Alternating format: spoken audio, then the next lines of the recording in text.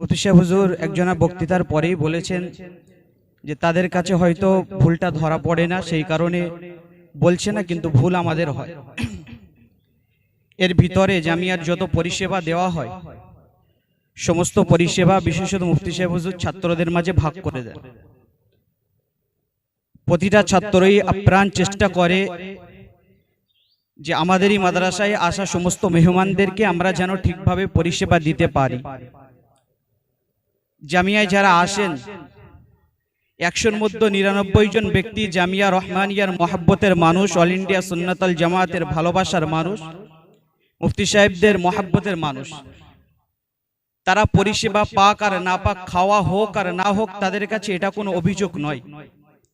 কিন্তু এক শ্রেণীর মানুষ আছে তারা অভিযোগ দেয় জামিয়ায় পরিষেবা পায়নি, জামিয়াতে খাওয়া পায়নি, বা জামিয়ার বিভিন্ন সমস্যা তুলে ধরে। মুফতি সাহেব হুজুর আমাদেরকে বলেন যে তোদেরকে আমি তো সারা দিন পরিশ্রম করছি, তোদেরকে এই 3 দিন পরিষেবার জন্য দিয়ে রেখেছি, তারপরেও তোরা কেন মানুষকে পরিষেবা ঠিকভাবে দিস?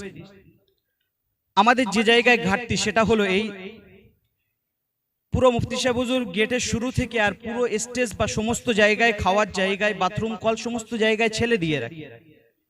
যখন মানুষ অতিরিক্ত হয়ে যায় তখন আমরা নিজেরাই যে মানুষকে এক সাইড দিয়ে বার করবো, এক সাইড দিয়ে নিয়ে আসবো, আমরা নিজেরাই দাঁড়াতে পারি না।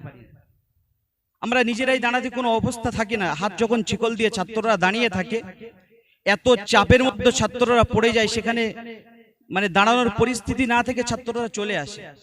এটা আমাদের পরিষেবার ঘাটতি নয়, মানুষের অত্যন্ত ভিড়ের কারণ। জামিয়ার ভিতরে মানুষ ঢুকলো, এত পরিমাণ মানুষ জিকিরের সময় হয়ে যায়, বসার আর জায়গা থাকে না। আমরা কোথায় চট পেতে দেব বা কিভাবে বসতে দেব? তখন যদি কেউ বলে যে জামিয়ায় গিয়ে বসার জায়গা পাইনি, আফসোস, এটা কিন্তু জামিয়া পরিবার বা জামিয়ায় যারা পরিচালনা করছে তাদের ব্যর্থতা নয়, পরিস্থিতির শিকার। অনেক মানুষ 8টা-9টা বাজে না, কিছু মানুষ খাওয়ার জন্য অস্থির হয়ে যায়।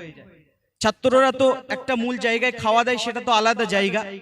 তারপরে অভিভাবক, গার্জেন বা বিশেষ কিছু মানুষদের খাওয়া দেওয়ার জন্য মুফতি সাহেব যে আলাদা ব্যবস্থা করেন, ছাত্ররাদের সেখানে পরিষেবার জন্য দেওয়া হয়। একসাথে আমরা কত মানুষকে ঢোকাবো?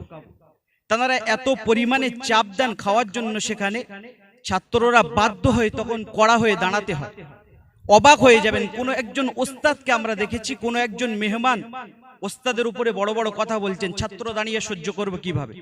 বাধ্য হয়ে একটা কথা বলে ফেললো। মেহমান হয়তো ভাবছেন যে জামিয়া ছেলেদের ভিতরে আদব নেই।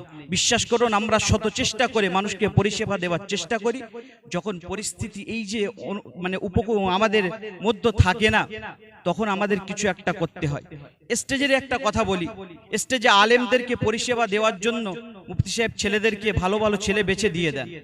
এইবারে কোনো সময় একজন আলেম চা পান করলো, সেই মুহূর্তে চা শেষ হয়ে গেল, আরেকজন আলেম চা চাইলো, বা আরেকজন কোনো মেহমান যারা বড় বড় ব্যক্তিত্ব রয়েছেন তারা চা বা পান চাইলো।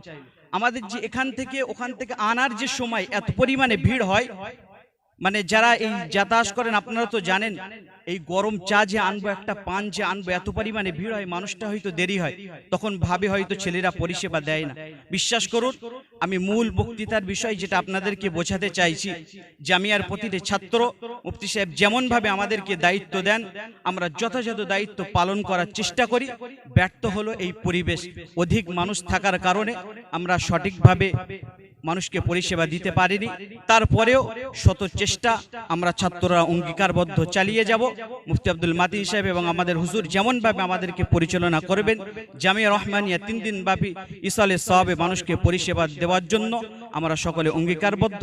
সকলে আমাদের জন্য দোয়া করবেন এবং আমাদের এই সমস্ত ভুল ত্রুটি ক্ষমা করবেন। সকলের কাছে দোয়া আছে। আমি আমার সংক্ষিপ্ত বক্তব্য এখানে শেষ করছি। ওমা আলাইনা ইল্লাল বালাগ। আসসালামু আলাইকুম ওয়া রাহমাতুল্লাহ।